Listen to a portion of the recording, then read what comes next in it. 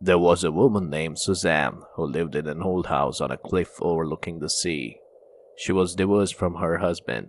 Suzanne had been deeply depressed ever since her son Bobby drowned. She was devastated by the loss and felt like she couldn't go on. As time went by, Suzanne began reading books about black magic and Satanism.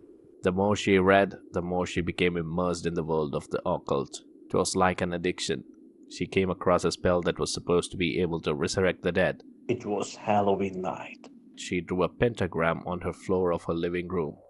Lighting some black candles, she stood in the middle of the pentagram, and at the stroke of midnight, she read aloud from an ancient satanic book.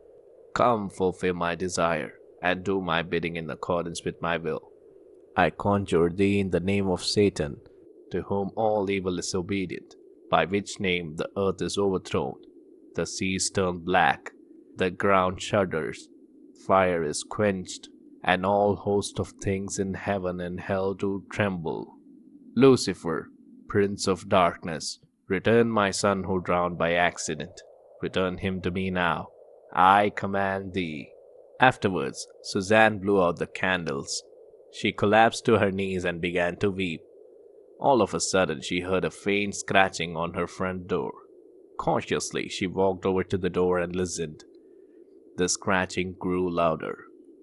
Who's there? She cried.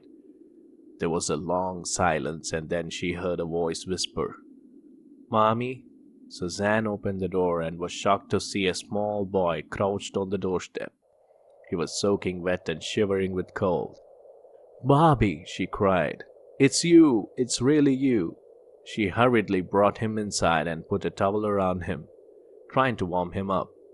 His teeth were chattering and his hands were shaking. I was so lonely and desolate without you, Bobby, she said. Where were you?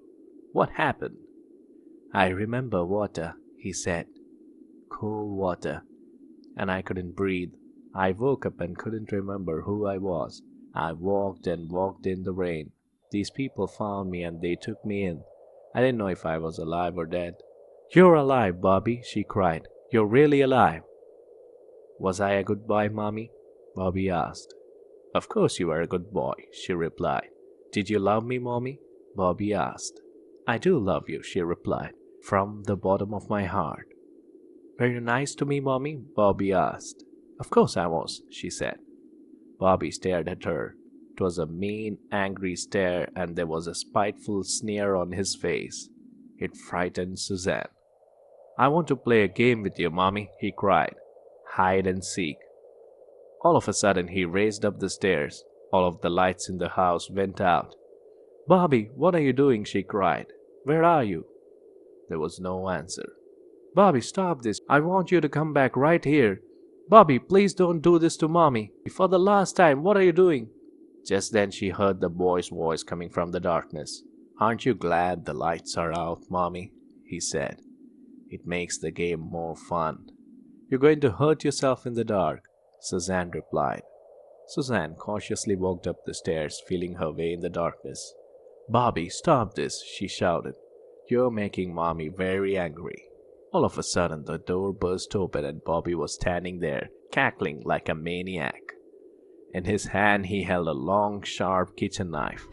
Let's play hide and seek now, Mommy, he shrieked. Suzanne recoiled in horror. Backing away, she tripped and went tumbling down the stairs. When she landed at the bottom, she looked up and saw her son coming down the stairs with the knife raised above his head. You lied, Mommy, he said. Bobby didn't really drown by accident. You know that.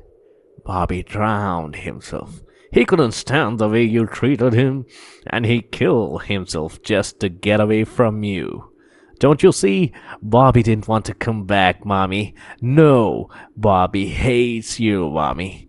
He didn't want to come back, so he sent me instead. Just then, there was a flash of lightning and it lit up the house. For one terrible moment, Suzanne saw the face of the thing that had come back instead of Bobby.